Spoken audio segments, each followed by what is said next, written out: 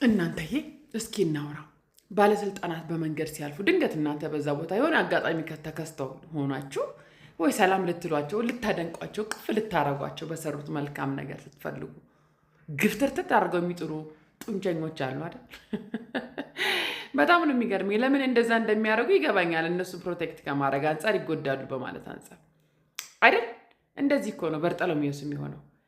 የዳዊት ልጅ ወይ ማረኝ እያለ ሲጮህ አይነ ስውሩ ድሃ ዝም በል ምናምን አሉ። የዛኔ ክርስቶስን የሚከተሉ ዘር በል ምናምን አድርገው ጭቅጭቅ አደረጉት።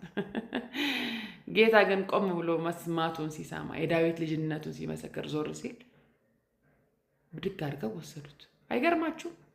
ጌታ አንዴ ሲነካችሁ በጭቅጫቂያችሁም ይቀየራል፣ እውርነታችሁም ይፈታል። ስለዚህ ነገራችሁን ለሰው ሳይሆን ለጌታ መንገድ ትጀምራላችሁ። አንድ ነገር ይግባችሁ፣ ከጮኋችሁ ላይ ቀር ወደ ጌታ ጮሁ። ጌታ መልስ አለው። በቃ ያያል፣ ይሰማል፣ ይመልሳል። በርህን ዝጋ ነው የሚለው። በአደባባይ ውጣና ጮህ አይደለም። በርህን ዘግተህ ጸልይ፣ አናግረኝ፣ እኔ እመልሳለሁ ነው የሚለው። አቶ ከሌ ጋር እኮ ደውለህ ነው የምታገኘው። ጌታንም እንደዛው ተገናኙ። ወንድሜ ጌታ አያመነጫጭቅም፣ አይገፈታትርም። ተባረኩ።